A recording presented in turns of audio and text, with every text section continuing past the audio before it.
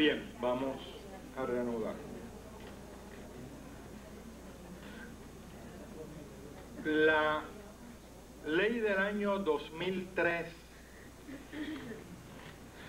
también altera de forma menos sustancial de lo que algunos hubiesen querido el régimen de administración temporera una vez el constructor haya empezado a vender unidades.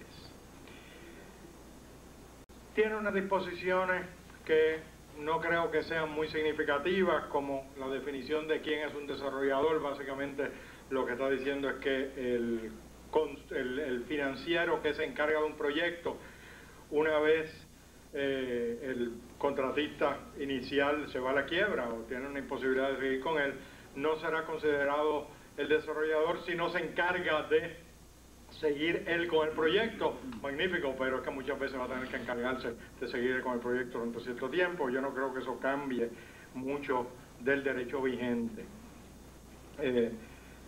Lo que sí cambia es algo que surge de un caso de Jardines de San Francisco versus Los Frailes, que creó una situación muy incómoda y muy resistida por los desarrolladores. En ese caso, como ya dije antes, el desarrollador había pensado en un proyecto que tenía varios edificios, tendencia común ya, y había sometido los planos y los solicitud de permiso a ARPE, había obtenido los permisos de uso respecto a un edificio que vendió, pero todavía no tenía los permisos de uso de las demás unidades. Los residentes le piden que transfiera a la administración temporera, lo cual finalmente se hace. Hay unas disposiciones en la nueva ley que hablan de ello, y voy a hablar de ello dentro de unos segundos. Y los residentes, los adquirentes, los titulares, le piden que pague mantenimiento desde el momento que se inscribió el régimen por todas las unidades que estaban proyectadas, aunque no estuviesen construidas. Él se resiste y él dice: yo debo pagar desde que obtuve permiso de uso. El Tribunal Supremo, mediante una interpretación otra vez literal de la ley de propiedad horizontal, que esta es la tendencia del Supremo con relación a la propiedad horizontal, hace interpretaciones literales. Mediante una interpretación literal dice: si bien pueden haber proyectos o unidades proyectadas, no construidas, desde el momento que se inscribe el régimen, quien es titular de ella, que en otras palabras el desarrollador que no lo ha construido, tiene que pagar mantenimiento. O si la ha vendido, el que la haya comprado tiene que pagar mantenimiento. En ese caso fue una suma que sobrepasó, si mal no me acuerdo, con todos los intereses, etcétera, llegaba alrededor de los $100.000 o tal vez más de $100.000. Los desarrolladores fueron a la legislatura en busca de otra solución. En otras leyes, la ley, otra vez, ley de Ontario, ley de Francia, ley de varios otros lugares, se permiten otros esquemas, muchas veces unos esquemas contractuales, pero uno podría pensar en unos esquemas donde el desarrollador en las unidades proyectadas, no construidas, tiene que pagar un % del mantenimiento, tal vez no todo. Ciertamente un área recreativa para atender 500 unidades va a costar más mantenerla que un área recreativa de 100 para atender las necesidades de 100 unidades, y si solo se han construido 100 unidades, los que han comprado esas 100 unidades se van a resistir de pagar el mantenimiento mayor, pero también parece injusto que el constructor pague por el mantenimiento de 500 unidades cuando proporcionalmente es muy poco más lo que ha construido. Así que se pudo haber buscado una solución intermedia. La legislatura parecía que le iba a prestar atención, pero entre el proyecto de ley y lo que finalmente se aprobó, hubo un cambio importante de diciembre a la aprobación del proyecto, de diciembre de 2002 a la aprobación del proyecto, sobre todo en la Cámara de Representantes, donde hubo más resistencia al proyecto que llegó de Fortaleza. Pues se cambió el esquema. Y lo que se dijo fue lo siguiente: el constructor, el desarrollador, cuando entregue el régimen temporero a la administración permanente, luego, mediante un procedimiento que luego veremos cómo es, podrá abstenerse de certificar con un contador público autorizado independiente cómo utilizó el dinero de la administración temporera, siempre y cuando él pague todo el mantenimiento durante ese tiempo, lo cual suena lógico. Si yo no usé dinero de otra persona, yo no tengo que rendir cuenta por lo que utilicé de las otras personas. Ahora, el problema todavía está en pagar ese mantenimiento. O sea, ahora no solo está pagando el mantenimiento por las unidades proyectadas, para eximirse de tener que rendir esas cuentas certificadas por el CPA independiente, tiene que pagar todo el mantenimiento de todo el mundo. Eso beneficia a solo un tipo de desarrollador, al desarrollador que tiene un desastre en sus cuentas, el que no quiere rendir cuentas porque no hay forma de hacer una auditoría. Una auditoría es un trabajo detectivesco que luego de un tiempo es imposible hacer. Una auditoría, yo estuve en un caso donde el desarrollador o el banco que se encargó del proyecto tenía el siguiente archivo: una caja de libros que cuando se llenaba la pisaba, entonces le echaba más papeles y la seguía pisando. 10 años después, el CPA, cuando vio aquello, él dijo: las explicaciones de por qué yo no puedo certificar cosas van a ser mucho más largas que la certificación en sí. Y la ley de propiedad horizontal, la vieja y la nueva, disponen que cualquier duda se va a interpretar a favor de los residentes permanentes. Así es que si el desarrollador lo que tiene es un desastre en sus libros, tiene la salida para que no le impongan unas medidas sumamente onerosas, que es pagar todo el mantenimiento de las unidades vendidas y de las proyectadas no vendidas y no construidas. Pero eso no parece ser la solución que estaban buscando en el caso de los frailes. La solución vieja del caso de los frailes sigue en vigor. Los desarrolladores no lograron cambio alguno. Siguen siendo obligados a pagar por todas las unidades proyectadas, aunque no las hayan construido, aunque no hayan recibido permisos de uso. Eso suena muy bueno para el adquirente permanente, pero no estoy seguro que sea muy justo, porque los desarrolladores tal vez están pagando más de lo que en realidad le debería corresponder. Creo que algo deben pagar, pero no esa totalidad. Bien, esas disposiciones han sido interpretadas por algunos desarrolladores, vamos a la próxima laminilla, por algunos desarrolladores, como que les exime a ellos, si ellos pagan la totalidad del mantenimiento, van a ser eximidos de cumplir con todas las demás disposiciones del régimen de administración temporera. Y eso ciertamente no es así. El artículo 36 de la ley le impone, raya A de la ley, estoy en el número 6 romano del bosquejo, le impone a los desarrolladores toda una serie de obligaciones que no son pecuniarias, y con todas ellas tiene que cumplir, aunque pague la totalidad del mantenimiento. Tiene que cumplir, por ejemplo, con la obligación de entregarle la escritura, los planos, los reglamentos, las certificaciones de uso, las fianzas por el mantenimiento de las unidades que él no ha pagado, toda una serie de obligaciones que enumera la ley, están todas en el 36 raya A. Con todas ellas tiene que cumplir, con independencia de que haya pagado o que no haya pagado el mantenimiento.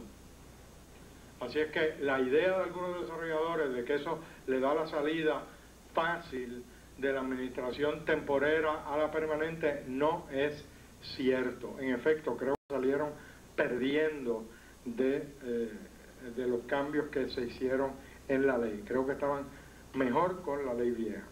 Bien, entre las cosas que tienen que pagar son unas fianzas de fidelidad por las obligaciones que no han cumplido, por las deudas que tienen, por deterioro en edificios, por falta de pago de mantenimiento. Lo triste, y por eso que yo lo llamo la oportunidad perdida, lo triste que hay con estas disposiciones de la ley es que no se les exige a los desarrolladores prestar la fianza al comenzar el proyecto, como condición para comenzar el proyecto.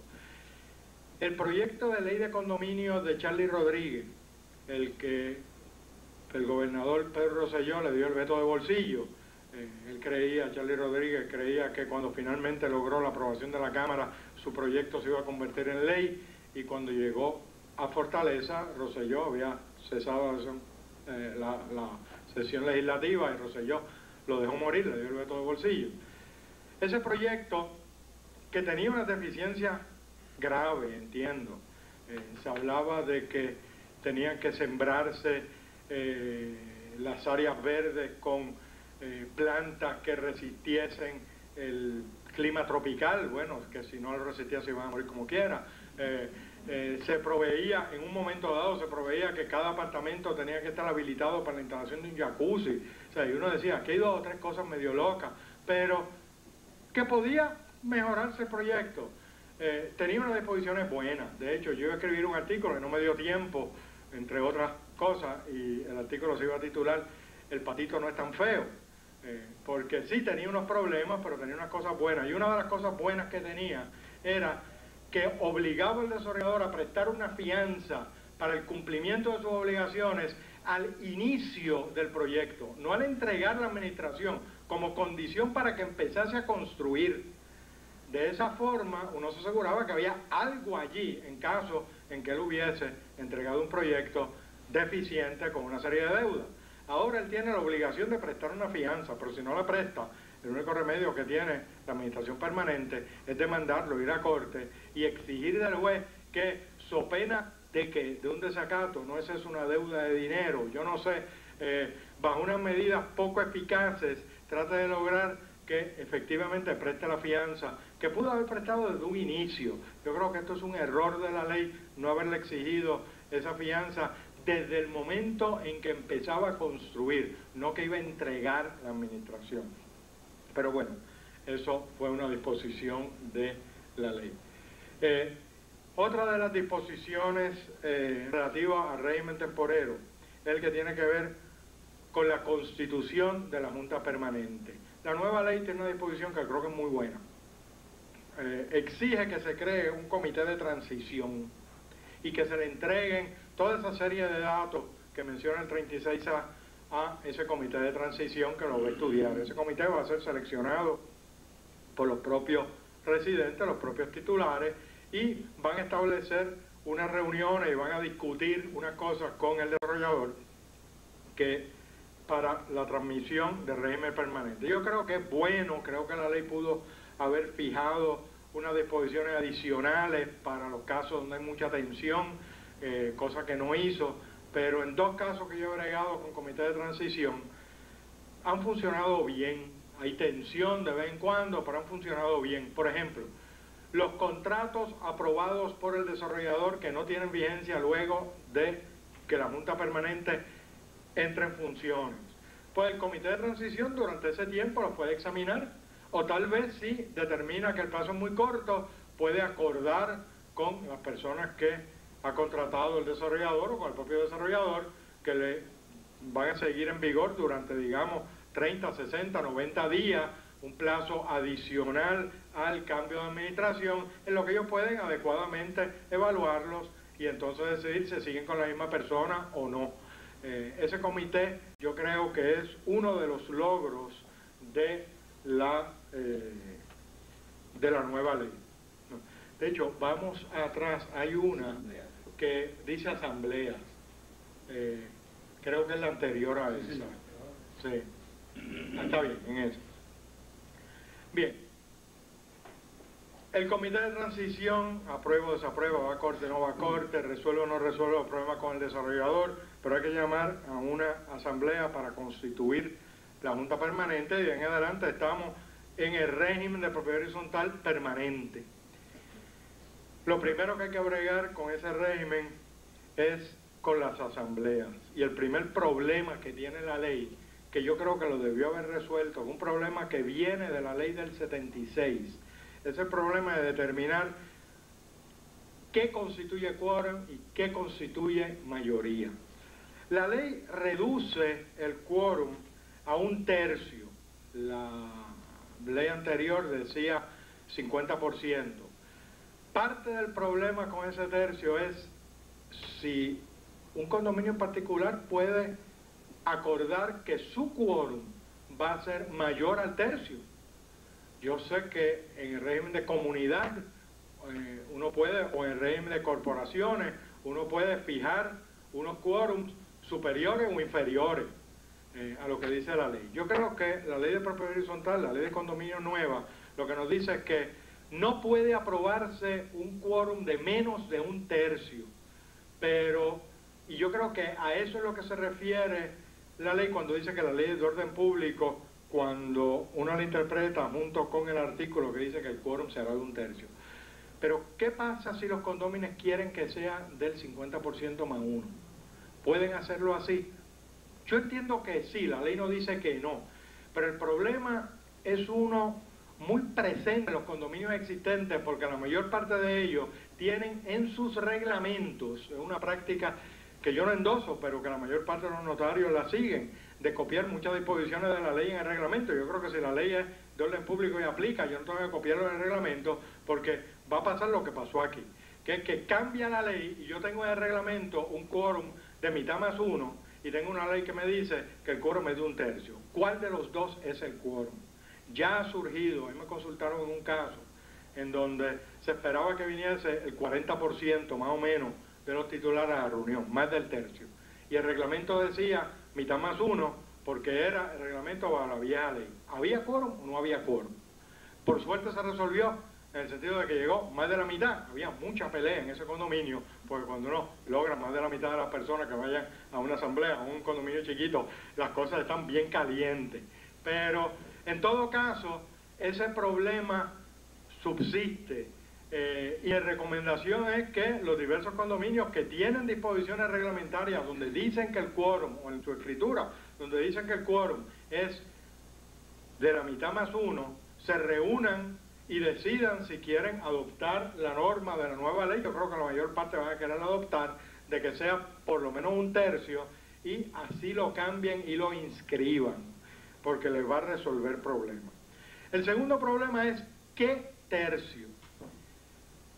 La ley del 76 y la ley del 2003 retienen la fórmula dual, permiten que el quórum o la mayoría se determine por el principio cooperativista de mayoría o 1/3 de los titulares, o por el principio mixto cooperativista y capitalista de 1/3 de los titulares, que a su vez constituyen 1/3 de las participaciones. El problema es que la segunda mayoría, que parece proteger a los que tienen más participación que otros, puede convertirse en la ficha del tranque. Y de hecho estuve en un condominio donde era bajo la vieja ley, donde la mayoría era la mitad, pero donde había más del 50% de los titulares que querían una plancha de candidatos para la Junta y un presupuesto y unas medidas, y una mayoría de participaciones. Eran menos de la mitad de los titulares, pero eran casi la mitad de los titulares y su apartamento era más grande. Así que eran más de la mitad de las participaciones que querían a otro grupo para la Junta, a otro presupuesto y otras medidas. Y así estuvieron peleando. Bueno, yo estuve de abogado del grupo que tenía la mayoría de participaciones por cerca de 2 años. Entonces me cogí una sabática, le dejé el caso a una compañera. Cuando regresé, un año después, el caso seguía. 2 años más tarde, ella me dijo que se había comprado un carro de lujo con los honorarios de ese condominio. La pelea no se terminaba. Uno dice, bueno, pero si no se aprueba un presupuesto, si no se aprueba una nueva junta, ¿qué pasa? ¿Sigue el viejo presupuesto? En ese caso que yo perdí en el Supremo, perdí en 2 aspectos. En el caso donde bajaron por sentencia, gané en otro, gracias a Dios, por lo menos. Pero una de las cosas que determinaron es que si, y es por sentencia, no es por decisión, pero tengan cuidado, si la Junta no aprueba un nuevo presupuesto al final de cada año, no hay presupuesto. No hay presupuesto. ¿Qué pasa? El Supremo en ese caso lo que resolvió es que el dinero que se recogió va a servir para pagar las deudas y luego todo el mundo tiene que pagar conforme a la equidad, que será conforme a las participaciones que dice la ley de propiedad horizontal. Así que yo creo que lo que dijeron es que hay presupuesto. O sea, dicen que no hay presupuesto, pero que hay presupuesto, porque hay que pagar los gastos y hay que dividirse en función de las participaciones, que es lo que dice la ley respecto al presupuesto. O sea, ¿qué me dijo el Supremo? Yo no lo acabo de entender. Sé que por lo menos puedo cobrar algo, en ese sentido que estoy feliz. Pero ¿qué pasa en esos condominios donde hay la doble mayoría y un grupo quiere una cosa y otro quiere otra? Entonces no van a aprobar un presupuesto. Entonces, ¿cuál presupuesto es el que prevalece? ¿El viejo? ¿O es que se va a reducir? ¿Y qué pasa con los integrantes de la Junta? Bueno, los que eran integrantes siguen en sus funciones hasta que se elija otro. Eso es lo que suele decir el reglamento. Pero es que el que está allí se quiere quedar. O sea, yo le aseguro que en aquel caso solo una persona se quedó. Pasó de vocal a secretaria, tesorera, presidenta, vicepresidenta, presidenta, y era la única que aceptó quedarse en la Junta porque era la que estaba más emocionalmente envuelta en la pelea. El resto dijeron al diablo con el condominio. Algunos vendieron, otros se alejaron, y uno puede quedarse con una Junta inexistente. De hecho, la nueva ley dispone que en esos casos, en casos de tranques irremediables, se puede nombrar un síndico. Yo creo que esa disposición siempre existía por las normas generales de derecho. En este caso, expresamente dice que se puede nombrar un síndico, obviamente a costa de los titulares. En otro condominio estaban a punto de nombrar un síndico hasta que alguien dijo, y tenemos que aumentar el mantenimiento para pagar al síndico, y entonces aparecieron unos candidatos. Porque a la hora de pagar más, generalmente las partes ponen la mano en el bolsillo en algo así. Bien, esto que he explicado respecto a las formas de determinar quórum, mayoría, el porciento para el quórum, puede variar en los edificios comerciales. Allí la idea de la nueva ley es que los comerciantes se protegen a sí mismos, que no hay que protegerlos, el Estado paternalista no tiene que estar velando por los intereses de meros residentes, porque estos son grandes comerciantes y los comerciantes tienen los métodos de protegerse ellos. Si eso es cierto o no es una decisión política, pero en los condominios comerciales hay varias normas de esta ley que varían en el caso de los condominios comerciales. Bien, vamos a la próxima laminilla que tiene que ver con el ejercicio del voto en esa asamblea. En primer lugar, las citaciones para la asamblea. En muchos condominios se citaba para una primera reunión, a veces con tiempo más que suficiente, y para la segunda convocatoria media hora después de la primera. Eso era una farsa. Todo el mundo sabía que era una farsa. Es más, si había quórum para la primera, probablemente empezaba luego de que estaba citada la segunda. La primera para las 8, la segunda para las 8:30, y si había quórum en la primera, en lo que chismeaban, en lo que decían lo que había pasado con el vecino, y la pelea que tuvo el otro, y 3 cuentos del cumpleaños de no sé quién, pues llegaban a las 9:30 y empezaba la reunión. El legislador, yo creo que sabiamente dijo, la segunda convocatoria tiene que ser no menos de 24 horas luego de citada la primera. Vamos a dar una oportunidad real de que los que no vinieron a la primera puedan venir a la segunda. Parte de la premisa que la gente que no vino a la primera es que no pudo venir, no pudo ir. La realidad es que no querían ir. Yo sé que en mi condominio a la primera convocatoria no iba nadie hasta que empezaron a dar vino, queso, galletas, y entonces nunca había quórum, pero por lo menos nos divertíamos un rato, y entonces en la segunda quórum eran los presentes y esa norma se retiene. Pero por lo menos tiene que ser 24 horas luego de la primera. El problema más grande que hay con la asamblea, el ejercicio del voto en la asamblea, tiene que ver con el proxy, sin embargo. En primer lugar, se limita el derecho de voto por representación más que antes. Y se exigen unas medidas para asegurarse de que quien da el poder es un titular. Yo creo que eso último está bien. Se establece un registro de titulares, que es una de las cosas que tiene que hacer incluso el administrador temporero con la firma de los titulares y entregarse a la administración permanente, y ese registro se mantiene al día por obligación de los propios adquirentes. El propio adquirente tiene la obligación de notificarle a la Junta de que él adquirió, registrar su firma, si alquila el apartamento, registrar la firma o el nombre de la persona que está ocupando el apartamento, y ello para varios fines, para fines de notificarle las reuniones, para fines de verificar si él es el que va a otorgar el poder o no otorgar el poder, para varios fines. Y si no cumple con ese requisito, pierde los derechos que tenía. Ese registro es importante en el voto por poder, porque el poder puede otorgarse de dos formas. El primero es el poder que uno otorga ante un notario. Yo nunca he visto un condominio donde lleguen personas con poderes otorgados por notarios, pero es posible. O sea, la ley notarial no se deroga por la ley de condominio. El poder más usual es el poder que uno firma en un papel o en medio papel, en un cuarto papel, lo que dependiendo del presupuesto de la Junta, cómo corten los papeles, y allí reparten unos proxies para que los titulares lo firmen y dejan en blanco. Generalmente el titular lo firma y deja en blanco el nombre de la persona que va a ejercer el poder por él. La ley del 76 limitó el número de poderes que un titular podía ejercer, lo limitó a uno.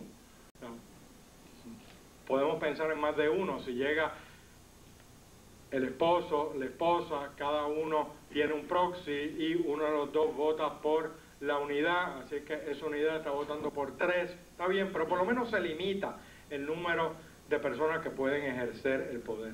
La nueva ley lo limita mucho más.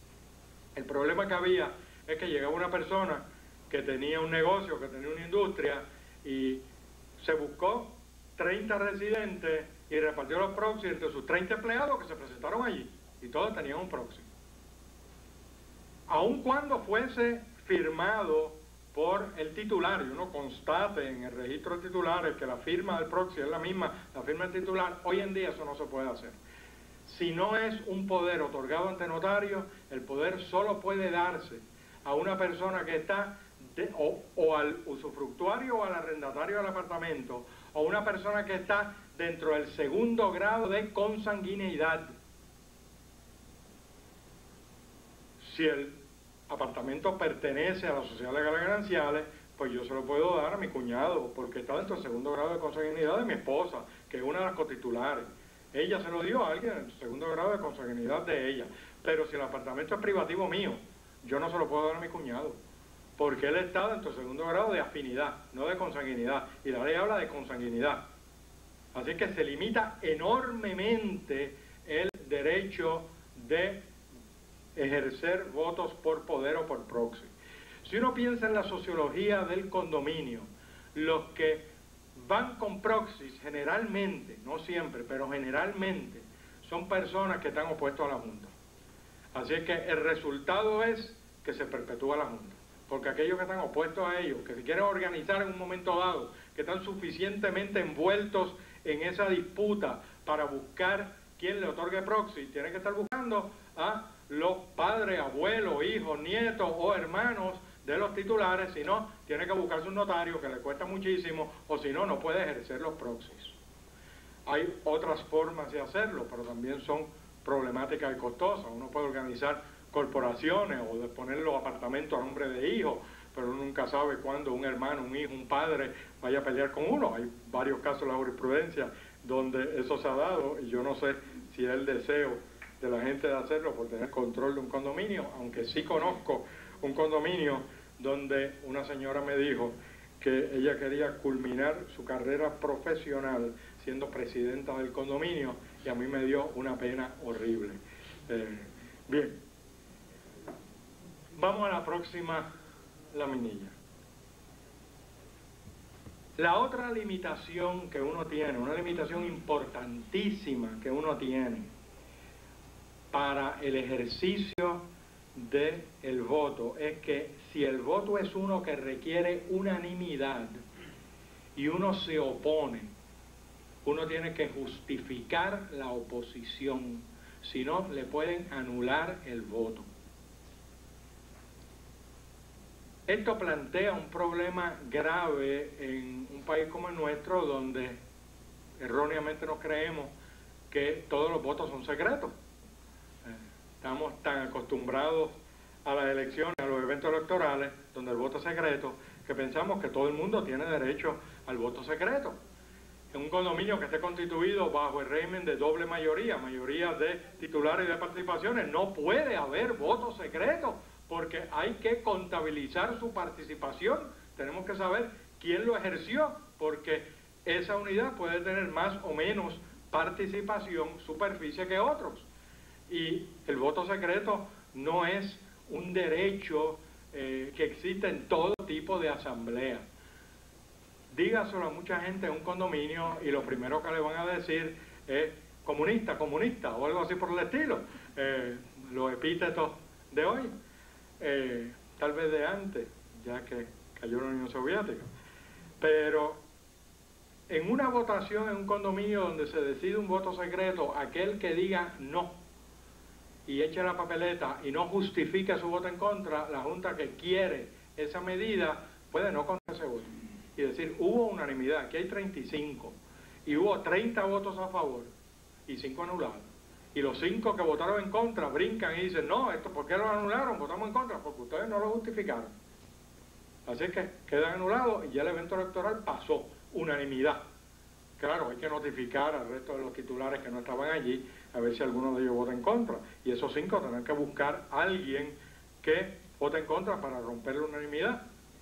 Pero entonces entra la otra tranquilla, una que yo creo que tenía una solución mucho más sencilla, la solución que han adoptado todos los países que he estudiado, que han enmendado o aprobado leyes en los últimos 10 años. Y yo he estudiado lo siguiente: Francia, España, Portugal, Brasil, Argentina, Colombia, Puerto Rico, Saskatchewan, Ontario y varias jurisdicciones de Estados Unidos. Y en todos los casos que han enmendado sus leyes, aprobado nuevas leyes en los últimos 10 años, han eliminado el requisito de unanimidad. Como nosotros lo retuvimos, dicho sea de paso, en esos casos, lo que se exige para actos extraordinarios es una supermayoría, digamos el 90% de los titulares que constituyen el 90% de las participaciones, algo por el estilo. Pero la unanimidad es casi imposible conseguir en muchos condominios. Yo vivo en un condominio de 244 unidades. En un momento dado, nos fueron a donar el derecho ese de construir ese estacionamiento adicional. Nos lo iban a donar, un condominio que se iba de allí, decidió donarlo. Había un titular que estaba muy a favor de la donación, que quería más estacionamiento y que odiaba, pero odiaba visceralmente al que estaba donando el terreno. Y la única forma que conseguimos unanimidad fue convencerlo que se quedase en un apartamento viendo un buen programa de televisión, bebiendo vino, comiendo galletas, comiendo queso. Le explicamos por qué lo teníamos allí. Y él dijo, está bien, así no voy a la reunión, pero si voy, voto en contra. ¿Por qué? Porque lo odio. Conseguir unanimidad es muy difícil. Esa persona, claro está, uno pudo haber alegado que estaba ejerciendo su voto en contra por abuso de derecho, no por ninguna razón válida. Pero probar eso en muchos casos es bien difícil.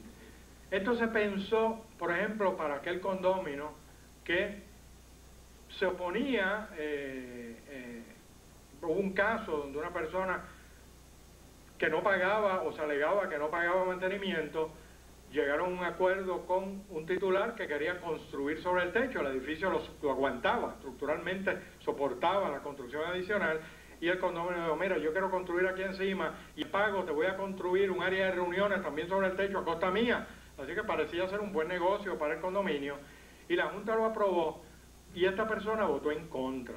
A esta persona se le negó el derecho al voto porque debía, y el Tribunal Supremo, mediante una interpretación bien literal de la ley, dijo, la ley dice que se le puede negar el derecho al voto en los actos que requieran mayoría, pero no dice que se le puede negar el derecho al voto en los actos que requieran unanimidad. Así que en efecto le dio el poder de veto a quien no tenía voto, porque no tenía voto para los actos de administración, pero sin embargo, si lo ejercía cuando se requería unanimidad, podía vetar el acuerdo, así que le dio el veto a quien no tenía voto. La nueva ley le priva del voto en toda situación, lo cual yo creo que es lógico. Pero lo que se está pensando es que si esta persona se pone al día y está molesta porque le cobraron y entonces vota en contra, uno pueda impugnar su voto por abuso de derecho. El problema es probarle ese abuso de derecho. Yo puedo ser mala paga y no gustarme la obra que quieren llevar a cabo, legítimamente no gustarme, aunque sea buena paga o mala paga. Yo puedo oponerme a lo que se propone porque me parece malo, de corazón, y en adición a eso soy un mala paga. Pero me estoy oponiendo porque francamente me parece perjudicial para mis intereses.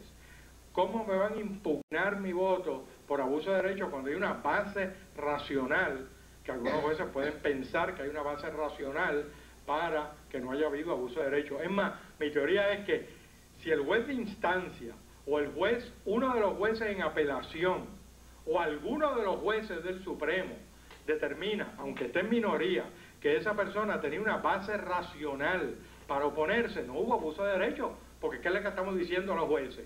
Usted que se opone a que esta persona, la mayoría que se opone a que esta persona ejerce el voto, le está diciendo a su compañero juez que cree que esa persona actuó de forma razonable, que ese compañero juez también hubiese abusado de derecho, también es una persona indigna de nuestra confianza.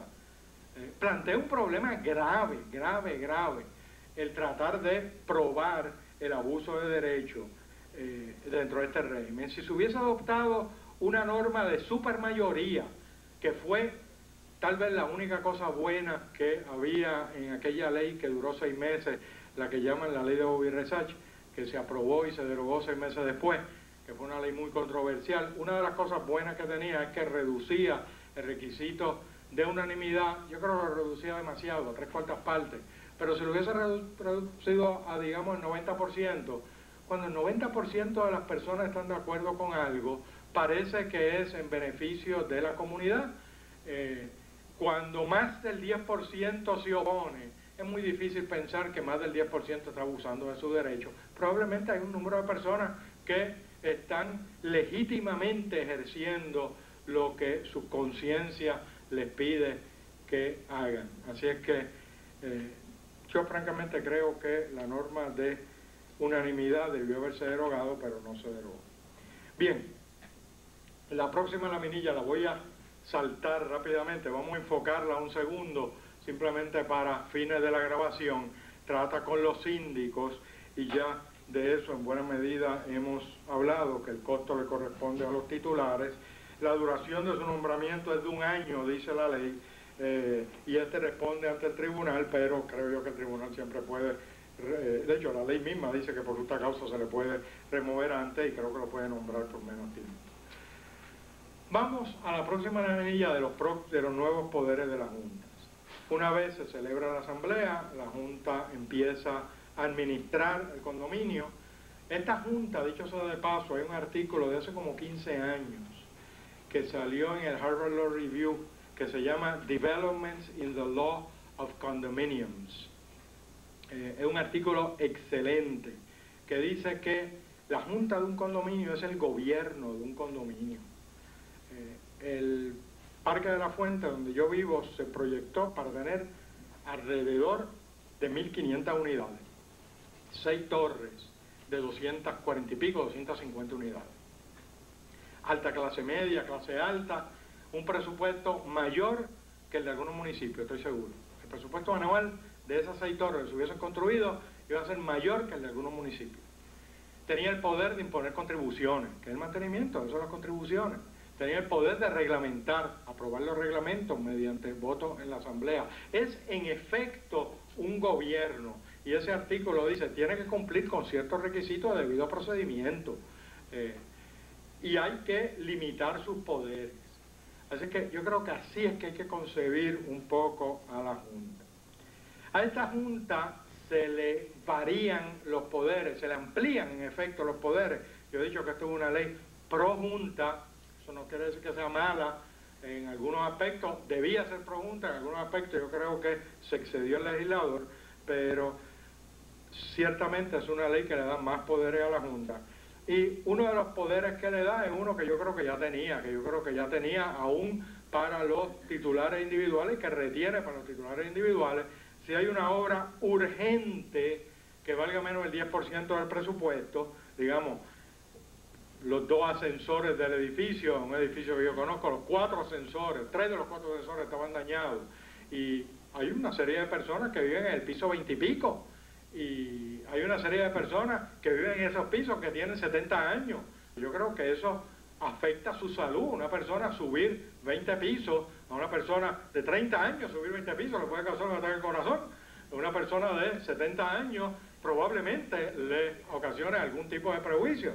Así que es una obra urgente. Si se daña la bomba que permite llevar agua a los pisos superiores, yo creo que es una obra urgente. La Junta puede llevarla a cabo por voto de la Junta si envuelve gasto de menos del 10% del presupuesto, lo cual es usual. La segunda medida de ampliación de poderes de la Junta es una que a mí no me gusta. Es una que permite, así se dice en el reglamento, eso obliga a enmendar el reglamento, pero si así se dice en el reglamento, permite a la Junta fijar multas de hasta $100 por violación de una norma de conducta, no de una norma financiera. De una norma financiera hay otras medidas, parte de las cuales ya dije y que vamos a volver sobre ellas, pero de una norma que no sea financiera, que no sea de pago, le pueden imponer multas de hasta $100 por violación. Vamos a tomar un ejemplo. En mi condominio hay una persona que tiene asignado un espacio de estacionamiento y tiene un espacio de estacionamiento bastante grande, porque está en un área que es bastante grande, y estaciona allí 2 vehículos pequeños que caben dentro del área designada para estacionar su vehículo enorme, si lo hubiese tenido. Los 2 caben dentro de un espacio. Algunos miembros de una junta anterior querían llevar un caso, antes no había la posibilidad de fijar multa, un interdicto para que sacase uno de los 2 vehículos. Querían llevar un caso contra una persona para que sacase su motora, porque aquello era para estacionar automóviles, no motoras. Si una persona tenía una motora y no un automóvil. Si la Junta determina que estos son violaciones, porque hay otras violaciones que uno puede decir, bien, pues tal vez no ponga la música, el hijo mío de vez en cuando ha dormido fuera de casa y suena su despertador y yo que estoy en la cocina o en la sala pego 3 brincos y salgo corriendo tratando de apagarlo porque aquello despierta el edificio completo. Yo creo que eso es una violación de una norma de conducta y gracias a Dios que estamos en la casa, porque si no hubiera sonado todo el día. Yo creo que es una violación de una norma de conducta, la paz y tranquilidad de los vecinos. Pero el estacionar 2 vehículos en un área donde caben, el estacionar una motora en un área donde otro tiene un automóvil, ¿constituye eso una violación? Si la Junta cree que sí, cada día le imponen $100 de multa a esta persona. Y en los condominios, la experiencia mía y la experiencia de DACO es que las animosidades son mayores que las sucesiones. Los hermanos se odian porque cuando tenían 3 años, uno le quitó un juguete a otro. Aquí se odian de por vida. Yo creo que una junta vengativa, y de esas hay varias, puede abusar de sus poderes. Claro, uno puede lograr que se le quite la multa, pero en el interín tiene que ir a donde un tribunal y solicitar que se anule, etcétera, etcétera, o seguir un procedimiento de querella muy complejo que si no cumple con él, pierde, que es el que veremos más tarde. Yo creo que hubiera sido preferible haber, si se querían imponer multas, haber autorizado a un tercero independiente, tal vez a DACO, a la nueva división que se cree en DACO, que es otro problema, pero tal vez a esta división. El problema que hay con la nueva división de DACO, ya que hice la mención, es que se permite que haya unas personas dentro de la misma agencia teniendo mayores beneficios que otras personas que ejercen básicamente las mismas funciones, y yo creo que va a crear un problema serio de administración pública dentro del Departamento de Asuntos del Consumidor, pero eso es problema de Javier Echeverría y el secretario que sea de Asuntos del Consumidor. Pero aparte de eso, tal vez debió haberse creado un foro donde se iba con esta solicitud de imponer multas, como existe, por ejemplo, la ley mexicana. La ley mexicana tiene una especie de procurador que recibe las querellas e incluso puede imponer una serie de multas y trata de mediar entre las partes. La experiencia de DACO es que la mediación en los condominios es imposible y han desistido de ella, no sé si para bien o para mal, pero eso dice algo sobre el grado de animosidad de los condominios y sobre el peligro de abuso al fijar una multa. Próximo poder que se le da a la Junta es el poder de transigir unas controversias hasta $5,000 y en los casos de los condominios de uso comercial fijar una suma mayor. Yo creo que esto es bueno. Una controversia de $5,000 no es una controversia mayor hoy en día, y el problema que había antes era que si la Junta quería, por ejemplo, darle un plan de pago a alguien sin el pago de intereses, se podía alegar que se estaban enajenando bienes de la comunidad, los intereses que le correspondían a la comunidad, o si había un caso de daño y perjuicio y se transigía por un valor inferior al valor real de la pérdida del condominio, se estaban en efecto enajenando bienes de la comunidad, y eso solo podía hacerse mediante consentimiento unánime. Yo creo que eso dificultaba la administración en muchos condominios, y la autorización de transigir casos hasta esa suma creo que es positiva. Claro está, siempre se presta abuso, pero uno siempre tiene que estar consciente de que cualquier medida necesaria puede ser abusada, pero eso no quita para que de vez en cuando no tenga que aprobarla porque son necesarias. Bien, hay una antes de... Vamos a ver si... No, está bien, pues déjeme yo hablarle un poquito de esta. Parece que tengo... exactamente, condominios especiales, junta, exactamente, gracias. Bien, la ley también provee ciertas medidas para ciertos tipos de condominios que no son los totalmente residenciales, que es el modelo que usa la ley, el condominio residencial. El condominio residencial grande. Primero dice que en los condominios que tengan menos de 15 unidades puede eximirse del requisito de elegir una junta. Con esto sucede algo similar a la posibilidad de constituir un condominio bajo el artículo 330 del Código Civil. Al no elegir una junta, se elimina del panorama toda una serie de medidas que ayudan al gobierno de ese condominio. La ley, buena o mala, y creo que en buena medida es buena, provee una serie de medidas para la resolución de disputas, para regir el gobierno del condominio.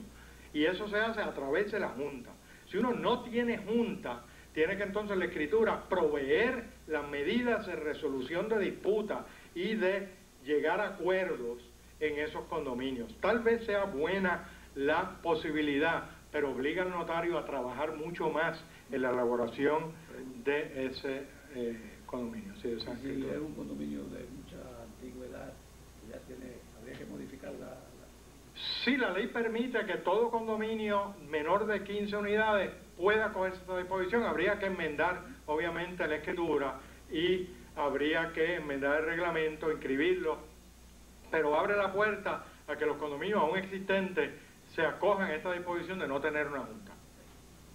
En segunda disposición respecto a la junta en condominios especiales, se refiere a los condominios de uso mixto, residencial y comercial, y ahí la ley dispone que en esos casos siempre tendrá que haber un representante de las unidades comerciales en la junta.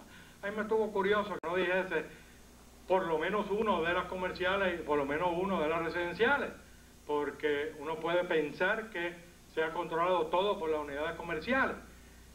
Parece que el legislador pensó que esa posibilidad no se iba a dar y solo exigió que hubiese por lo menos un representante de las unidades comerciales. Puede darse el caso, y otra vez voy a mi condominio, perdonen que me refiera tanto a mi condominio, pero es que los mayores ejemplos son los que uno ha vivido. en mi condominio hay una unidad comercial y la persona dueña de esa unidad comercial no quiere ni ir a las reuniones, ni estar en la junta, y no quiere ni siquiera saber de los titulares que viven allí, a menos que sean sus clientes. Es un beauty parlor y los hombres no quieren ni siquiera saber, porque nosotros nos vamos al beauty parlor. Es una persona muy agradable, de hecho. Pues esta persona yo creo que no hay ningún problema que renuncie a su derecho, norma general de derecho. La persona tiene unos derechos, pero puede renunciar a lo que le beneficia y puede renunciar a formar parte de la Junta, y lo que nosotros hicimos en el condominio fue llevarle una carta diciendo, mira, fulana, tú quieres ser miembro de la Junta. Pegó un grito, por poco le dio un infarto, y entonces le explicamos lo que decía la nueva ley, y le preguntamos si quería firmar una carta donde renunciaba a ser parte de la Junta, y nos la firmó hasta en duplicado y triplicado, no hubo problema. Pero uno tiene que tener cuidado de obtener por lo menos esa renuncia, porque si luego se toman medidas contra esa unidad y no se consideró esa persona para la Junta, esa persona luego puede impugnar los acuerdos de la Junta. Bien, en los condominios comerciales se permite que la Junta adopten unas normas especiales respecto a transacciones, se permite que ellos utilicen solo participación o superficie para determinar la participación en el régimen sin tener en cuenta el número de titulares, se permite que tengan fondos de reserva distintos a los condominios residenciales, etcétera, y se tratan, como dije, de forma algo distinta a los condominios residenciales, lo que probablemente es razonable. Veremos la experiencia que hay con ellos, pero no me parece que sea algo que de por sí uno diga que es positivo o negativo. Yo creo que si había el interés de experimentar con ello, debía dársele paso a esa petición. Bien, vamos a ver si hay uno que diga obra y mejora. Está bien, obra y mejora. Bien, la Junta tiene unos poderes con relación a las obras y las mejoras que se hagan en el condominio, que varían de lo que existía antes. Anteriormente había obra de mantenimiento u obra de alteración del bien, punto. Hoy en día hay diversos tipos de obras. Las urgentes, que pueden ser obras que requieran más o menos del 10% del presupuesto. Si requieren menos del 10% del presupuesto, la Junta puede decidir por ella. Si requieren más del 10%, tienen que llamar a una asamblea extraordinaria y obtener la aprobación del Consejo de Titulares. Hay otras obras que son impostergables, y esas obviamente, por la propia naturaleza de las mismas, hay que llevarlas a cabo, y la Junta tiene el poder de hacerlas.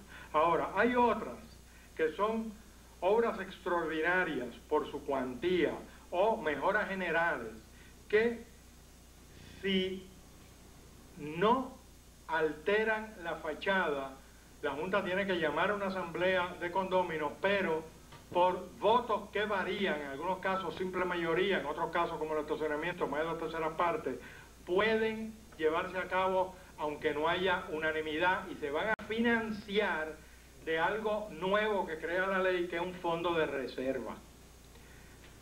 En muchos condominios no hay fondos de reserva. En muchos condominios sacar 25 centavos adicionales por mes causa guerras.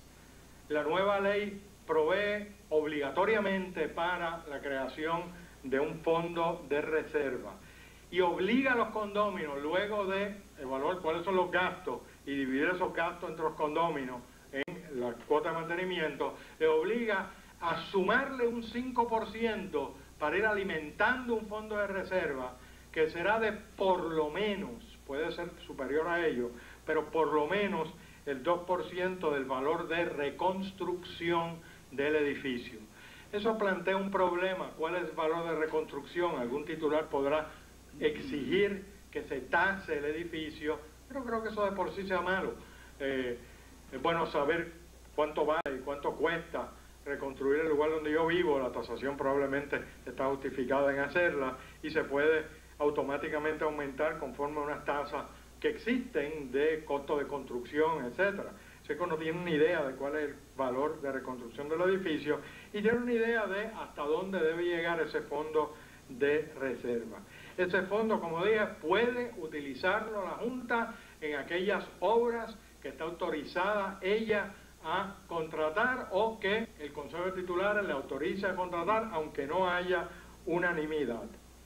En todas esas obras o en las otras obras que vaya a realizar algún condominio con el visto bueno de la Junta, tiene que tener una serie de certificaciones de los profesionales, de los ingenieros, de los arquitectos, y el notario meramente pone en la escritura que se obtuvo esta certificación y que las definiciones de las áreas nuevas son las que le dio el arquitecto o el ingeniero, la persona que estuvo bregando con ellos. Algunas obras pueden hacerse sin arquitectos y en ese caso esos profesionales certificarán esa obra y se inscribirá entonces en el registro.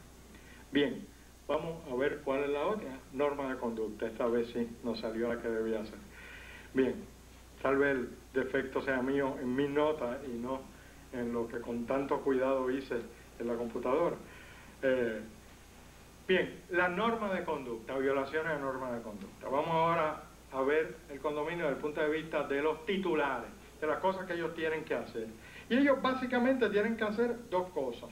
Tienen que comportarse de una forma adecuada y tienen que pagar lo que tienen que pagar, lo que el condominio haya determinado que tienen que pagar. Bien, una de las principales normas de conducta es la de reparar el propio apartamento de uno, y eso ya viene de la ley del 76. Ahora se especifica con un poco más de detalle, pero en realidad no hay un cambio sustancial en ello. La segunda norma de conducta es la de comportarse conforme una persona razonable y decente, y de esa ya hemos hablado.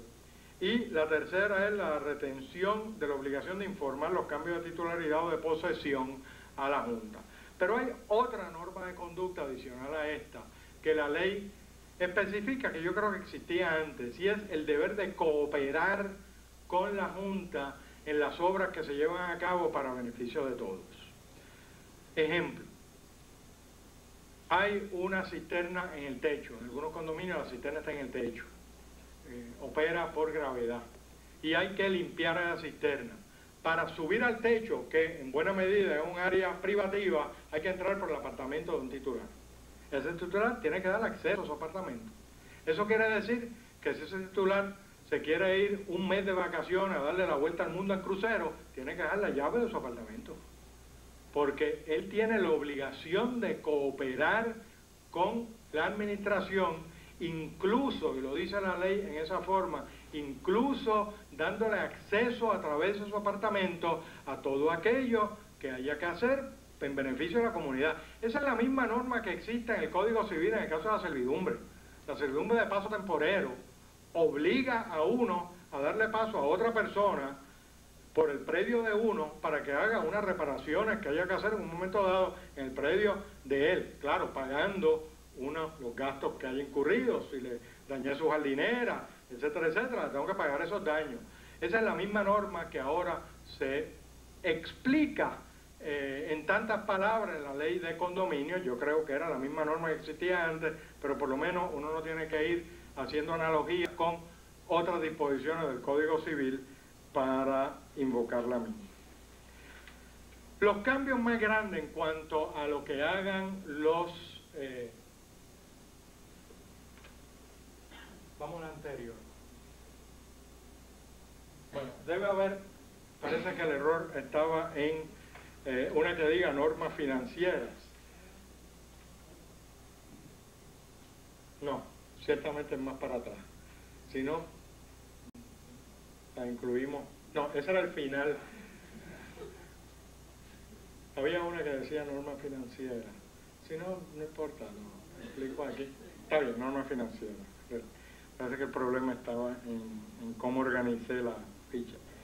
Bien, la obligación con la cual más se ocupa el legislador en esta ley del 2003 es con la obligación del titular de pagar por el mantenimiento del edificio. Este ha sido un problema que existe en todas las jurisdicciones, en todos los países.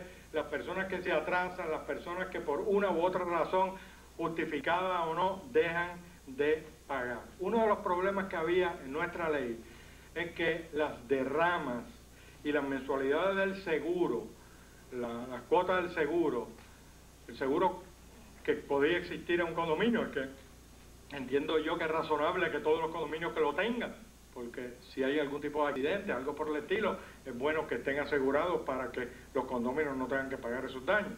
Seguros incluso no solo por accidentes, no solo por actos negligentes, seguro de huracanes, seguro de inundaciones, etcétera, etcétera.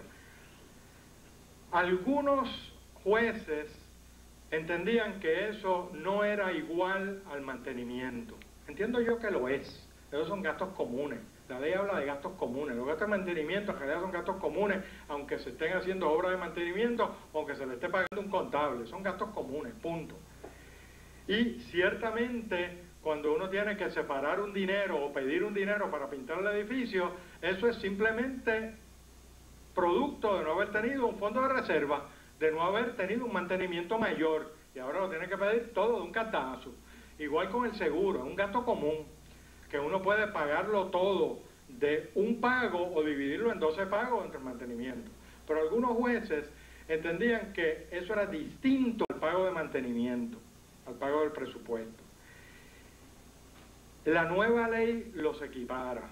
De hecho, lo hace hasta más oneroso que el pago de mantenimiento, porque si la Junta decide que el pago de esa derrama o que el pago de ese seguro se va a dar no en mensualidades, sino en un pago global, una sola vez, aquel que se atrase más de 2 o 3 meses, después explicaré por qué hablo de 2 o 3 meses, más de 2 o 3 meses, en ese pago puede sufrir todas las consecuencias adversas de un titular moroso.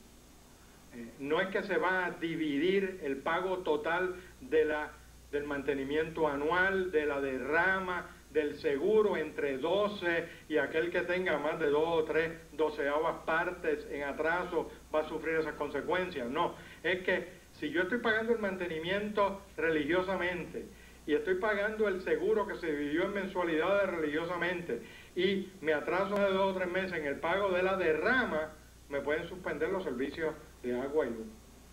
No se va a dividir en doceavas partes.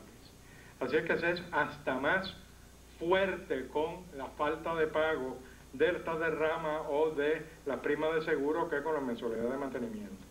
En adición, salvo en el caso del Estado Libre Asociado, donde hay unas normas especiales para ello, en el mismo artículo en donde se fija lo que voy a decir, déjenme señalarle cuál es ese artículo. Está en la parte 11 del bosquejo. En todo caso, si no lo encuentro, lo menciono, le digo lo que dice la norma. Está bien, el artículo 39, perdón. Artículo 39, que es uno de los artículos que tiene como 3 páginas de largo. Pues se autoriza a la Junta siempre y cuando haya sido autorizada a hacerlo en el reglamento. Eso obliga a enmendar el reglamento. Pero se autoriza a la Junta a fijar una penalidad, una cláusula penal de un 10% para todo titular que se atrase más de 15 días. Este 10% es en adición de todas las penalidades económicas que ya existían en la ley del 76. La ley del 76 decía, el que se atrase tiene que pagar el máximo de interés legal. Un juez una vez me dijo, interés legal es 6%. Y yo dije, perdóneme juez, si habla de un máximo de interés legal, es que hay más de un interés legal. Y yo le dije, ya hay 2 intereses legales en el Código Civil. En el caso del préstamo, de hecho hay 3, 8 y 9%, y el interés legal para los demás casos de un 6%. Y hay otros intereses legales, los que autoriza el comisionado de instituciones financieras, por lo menos en aquella época. Y en mi caso yo tenía mucho interés en ello, porque era una época de mucha inflación, y yo dije, y el interés legal para préstamos hipotecarios comerciales es de un 18%, y ese es el que yo estoy pidiendo. Así que el máximo de interés legal, me lo concedió, dicho sea de paso, el máximo de interés legal, más luego de 3 meses el 12% anual, de hecho el 1% mensual, que conforme al Código Civil, ahora mismo no me acuerdo si era el artículo 1065 o 1067, es un interés que gana intereses, es un interés compuesto desde el momento que yo presento la demanda. Y encima de eso tengo el 10% que me autoriza este artículo 39 reformado de la ley de condominios. Así es que las penalidades financieras para el titular moroso son tremendas. Yo creo que si uno piensa en que se siguen acumulando pagos de mensualidades, porque el que no pagó durante los primeros 3 o 4 meses probablemente no va a seguir pagando luego. Y de hecho, si empieza a pagar tarde, yo se lo atribuyo a los pagos viejos y le sigo acumulando intereses en los nuevos, que es lo que dice el Código Civil. Tú no puedes atribuirle el pago a la última deuda, tienes que atribuírsela a la primera. Pues si no paga, en cuestión de 2 años y medio a 3 años se puede duplicar una deuda. Yo tuve un caso antes de este 10% y sin aplicar ese 18, estábamos en 9 en aquel momento, donde en un periodo de como 3 años y pico, menos de 4 años, de alrededor de $30,000 de principal, debía $96,000. Y lo cobramos todo en los $3,000 en una transacción. Cobramos $93,000. Así es que es bien oneroso para el titular moroso tener que pagar todas estas penalidades. Estoy en otro caso donde estoy cobrando 3 millones que no hay en todo el patrimonio de todo el mundo envuelto para cobrar la sentencia. Eso ha tardado mucho tiempo. Bien. Otra de las penalidades que ya mencionamos, que es el que surge del caso de Cuadrangal versus Ramírez Lizardi, es el de la pérdida del derecho al voto en toda votación. El caso de Cuadrangal fue el caso que yo le mencioné, donde se le dio el poder de veto a aquel que no tenía poder de voto en las decisiones mayoritarias, porque el Supremo interpretó que la ley solo le privaba del poder de voto en las decisiones que requerían mayoría, no las que requerían unanimidad. Sin embargo, el Supremo hace unas expresiones en ese caso, es una decisión dividida, 4-3, no sé cómo reaccione la mayoría con esta expresión legislativa, donde sugiere, no lo dice, pero sugiere fuertemente de que la privación del derecho de voto cuando se requiere unanimidad es una privación que viola el derecho de propiedad, que es un derecho fundamental. No lo dice abiertamente, tienen unas expresiones que sugieren que estaban pensando en ello. Eso quiere decir que esta disposición de la nueva ley de condominio, que priva al titular moroso de votar aún en las decisiones que requieren unanimidad, puede que esté sujeta a un ataque constitucional. Si yo fuese abogado de un titular moroso, le diría, primero, págame por hora en caso que pierdas, pero en todo caso, tienes tal vez un buen caso. Tal vez un buen caso. Hoy, contingente no iría. Y por adelantado, preferiblemente. Sí. Porque si es titular moroso, ciertamente por adelantado. No faltaba más. Bien. Otra de las penalidades que impone la nueva ley es que priva de legitimación a ese titular moroso de impugnar acuerdo alguno de la Junta o del Consejo, salvo los que tengan que ver con la fijación de la mensualidad. Si el Consejo de Titulares decide que ellos quieren hacer una cancha de tenis, el titular moroso no puede impugnar esa decisión. Pierde todo derecho de ir al tribunal.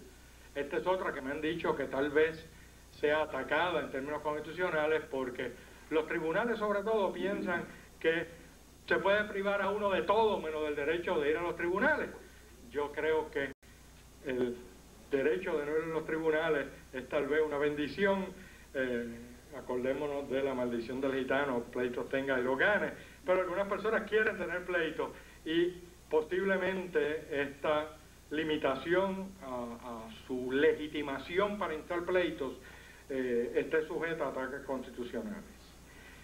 Bien, la otra disposición de la ley es que, relativa al pago de las obligaciones financieras, es que el adquirente involuntario responde por todas las deudas y el adquirente voluntario responde por todas las deudas, como era la vieja ley, y el involuntario, aquel que prestó dinero y que no le quedó otro remedio para cobrar que ejecutar el apartamento y quedarse con él, porque no hay otros licitadores, y que está licitando por el valor de la deuda y no por más, pues ese adquirente involuntario tiene que pagar 6 meses de deuda, no 3 como estaba en la última reforma que se hizo posterior al 76.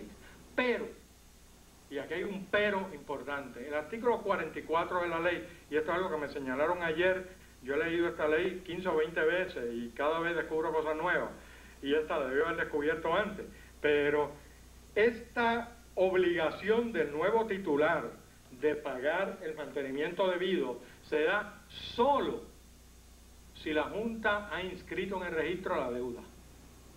No es como antes, donde cuando uno hacía un estudio de título, uno iba a la Junta como una de las hipotecas legales que podían haber, igual que iba al CRIM y preguntaba, esta propiedad debe, esta unidad debe. Y entonces si le decían que debía, uno sabía que tenía que pagar eso y lo deducía del precio. Uno todavía puede hacer eso, pero si uno no va a la Junta y no está inscrita en el registro, dice el artículo 44 de la ley, en ese caso la deuda no persigue el bien y el nuevo adquirente no va a tener que pagarla. Así es que eso es lo único que opera contra la Junta de los cambios que yo he visto en la nueva ley.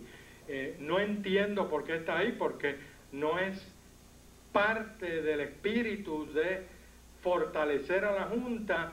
No sé cómo entró, lo que me explicaron es que entró a último momento, en los últimos 2 o 3 días se insertó por sugerencia de alguien. Sí. ¿Aplica a ambos adquirentes, a los voluntarios y a los involuntarios? Pues francamente no sé decirle. Si me permite un segundo, le leo lo que dice la primera parte del artículo 44, que lo tengo aquí. Yo creo que no. Es el 41. No, 41 tiene la ley. Aquí lo que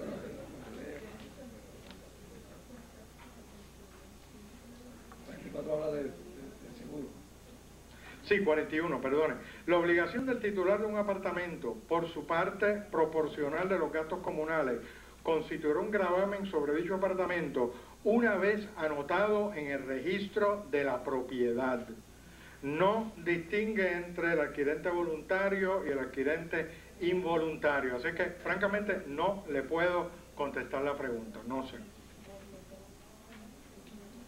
Bien. Otra de las... Vamos a pasar a la próxima laminilla, la que dice suspensión de servicios.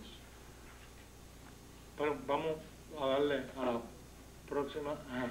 Otra de las sanciones que tiene aquel titular moroso es que puede suspenderse los servicios como se podían suspender bajo la ley 76 o bajo la interpretación de un caso, bajo la ley que se aprobó en el 76 y que luego se incorporó a la ley. Si se requiere que la Junta notifique al titular moroso de la intención de suspender los servicios, y yo en los condominios que he asesorado siempre se lo subieron a la Junta, porque puede haber un error de contabilidad.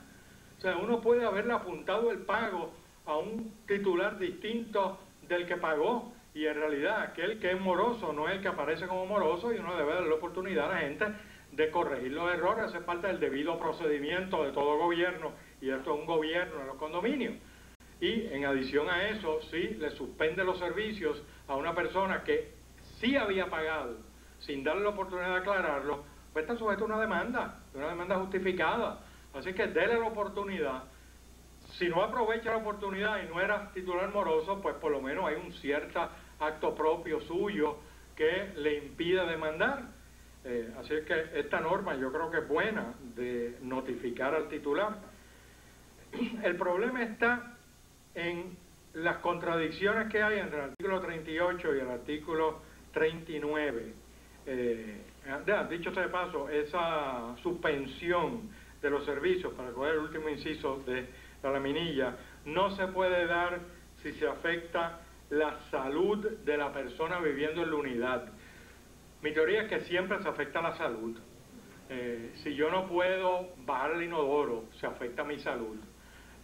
voy a tener un foco de pestilencia en mi unidad, y de hecho en un condominio donde asesoré que no habían pagado, era un condominio comercial, era una escuela y en los altos había una residencia, yo recomendé que solo cortasen la luz, porque era una escuela electrónica y sin luz no podían dar clases. Si cortaban el agua, lo que iban a tener era una pestilencia cuando entrasen al edificio, así que dejen que todos los estudiantes entren allí y hagan lo que quieran, limpien después, pero que ellos no puedan tener clases y que se lo ponga a la administración por falta de pago de la administración. Siempre se va a afectar la salud. El problema es que se afecte la salud gravemente. Yo creo que eso es lo que quiere decir la ley. Por ejemplo, si hay alguien que tiene una máquina que le permite respirar con oxígeno y yo le corto la energía eléctrica, lo estoy ejecutando. O sea, estoy haciendo algo más que una táctica de presión para que pague, lo estoy matando. El problema es cómo yo sé la salud de quién, cómo se va a afectar. Por ejemplo, mi mamá tiene una máquina que en caso de sufrir algún problema del corazón o algún problema de salud grave, ella aprieta unos botones y eso activa una alarma y eso funciona por electricidad. Si mi mamá paga el mantenimiento, dicho sea de paso, pero si no lo pagase y le suspenden el servicio, pues se puede afectar su salud en caso de una crisis. Es una exigencia muy difícil de implementar. Tal vez la Junta tiene que estarle preguntando a los titulares: usted sufre algún grave problema de salud que se afecta si yo le corto la luz o el agua, y yo creo que no va a caer muy simpático entre los titulares el que uno haga ese tipo de preguntas, así que no sé cómo se va a implementar esa norma. Pero en todo caso, el problema mayor de la suspensión de los servicios está en las contradicciones, como dije, entre el artículo 38 y 39, el inciso I del 38 y el párrafo 8 del 39. Son varias las contradicciones.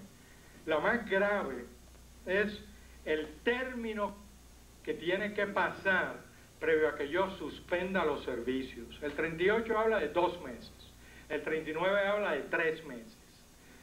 ¿Cuál de los dos aplica? En un artículo que salió en el Nuevo Día hace como 2 semanas, el profesor Godreau dice: aplica el 38 si la facultad de suspender los servicios está en una de las que se le dio a la Junta en el reglamento. Y es cierto que en el 38 dice que se le puede dar esa facultad a la Junta si no hay que ir a la asamblea de titulares. Pero yo de lectura del 38 y del 39 no veo que exista ese requisito o esa facultad de acortar el tiempo si se le dio ese poder a la Junta, porque el 38 dice: y si no se le dio el poder a la Junta, será ante la asamblea, y todavía estamos en los 2 meses, así que no estaba en el reglamento. Sinceramente yo creo que fue que se le fue entre los dedos al legislador. El 39 hablaba de 3 meses, y cuando enmendaron la ley se le olvidó enmendar el 39, pero enmendaron el 39 en otros aspectos, así que no es que el 38 sea la ley más reciente. Mi recomendación es: espera 3 meses. Mire, si usted puede ejecutar el apartamento, usted puede vender el apartamento en pública subasta, usted tal vez lo que más le convenga, siempre y cuando no se acumula demasiada deuda, es que no pague, porque mire, con ese 10%, el máximo legal y el 1% mensual en intereses compuestos, siempre y cuando usted tenga la posibilidad de cobrar, deje que pase el tiempo y que agrande ese bizcocho, para que cuando vaya a cobrar, cobre más. Así es que puede esperar 1 mes más. Ese afán de caerle encima al deudor generalmente lo que refleja es un deseo de encontrarlo en un pasillo oscuro y darle 4 golpes. Lo que pasa es que aquello es un delito penal y aquí estoy encontrando la vía legal de pelear contra él.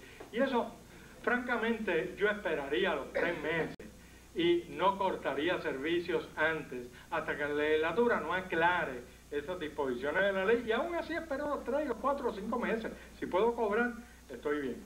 Bien, el otro problema que hay es que el artículo 38 dice que para poder suspender los servicios de una persona, tiene que ser una persona que disfrute de ellos graciosamente.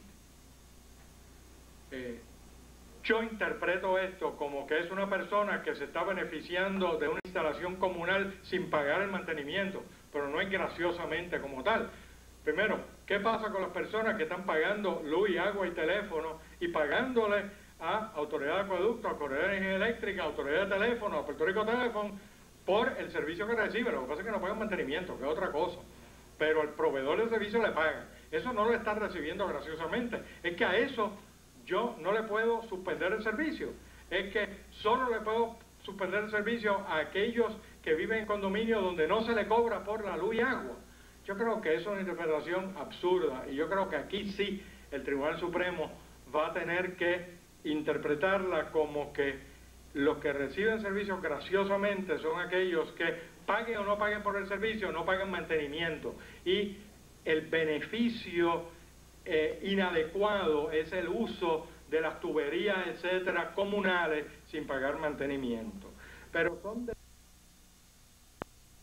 de una legislación hecha a la ligera, de una legislación hecha, y esto no tiene nada que ver con mis afiliaciones políticas, pero una legislación hecha con el propósito de demostrar que se está haciendo obra de gobierno. O sea, aprobamos esa ley. Señora, apruébala 6 meses más tarde, luego de estos problemas. Total, no le va a ganar más de 15 o 20 votos en las elecciones, en toda la isla de Puerto Rico. Así es que, esa no es la obra de gobierno que gana votos. La obra de gobierno que gana votos son los empleos, pero esa no le gana mucho. Pero parece que pensaron distinto a mí. Bien, pasemos entonces a uno de los últimos temas, que es el mecanismo de querellas. Este es un tema que yo, en cierta medida, les voy a pedir a ustedes que lean por su cuenta, porque es bien técnico, bien técnico. Lo único que les puedo decir es que hay varios tipos de querellas. Hay querellas contra el desarrollador, que se pueden llevar en DACO en el tribunal. Hay querellas contra la Junta o el administrador, y esas querellas contra la Junta o el administrador, si se ha creado un comité de conciliación cuya composición es de 3 personas, uno de los cuales es un miembro de la Junta, pero no su presidente. Es muy detallada la ley. Tiene que primero agotar esa especie de remedio administrativo antes de poder ir a DACO o al tribunal a querellarse contra la Junta o el administrador. Y hay toda una serie de plazos que hay que cumplir, que me imagino que si el Supremo lo interpreta como ha interpretado vamos a pasar al otro lado de la minilla, como ha interpretado ya la ley de propiedad horizontal, va a exigir que se cumplan con ello, va a decir probablemente que son cuando menos de estricto cumplimiento. Así que si uno falla en cualquier cosa en esta querella, perdió. Y eso es muy preocupante para el que se opone al acto que quiere impugnar. En otras palabras, es muy pro junta. Bien, las querellas contra determinaciones del Consejo de Titulares siguen otro procedimiento. Este es el más sencillo. Como no es un órgano del Consejo, sino el propio Consejo, ahí uno puede ir directamente, sin agotar remedio administrativo, puede ir directamente a el tribunal o a DACO. Pero en los condominios que son comerciales o mixtos, se puede aprobar un procedimiento distinto, y si la querella tiene que ver con la cubierta de un seguro, entonces hay que ir al comisionado de seguros, que suena lógico, pero a lo que voy es que hay como 5 o 6 tipos de procedimientos distintos, dependiendo qué tipo de querella, y cada uno sigue un procedimiento distinto, sujeto a unos términos distintos, y de vez en cuando ante un foro distinto. Por ejemplo, muchas veces va a haber que ir primero ante el Departamento de Asuntos del Consumidor a la nueva división que allí se crea para querellarse allí. Eso es un procedimiento complejo, técnico, yo creo que va en contra hasta del espíritu de la regla de procedimiento civil.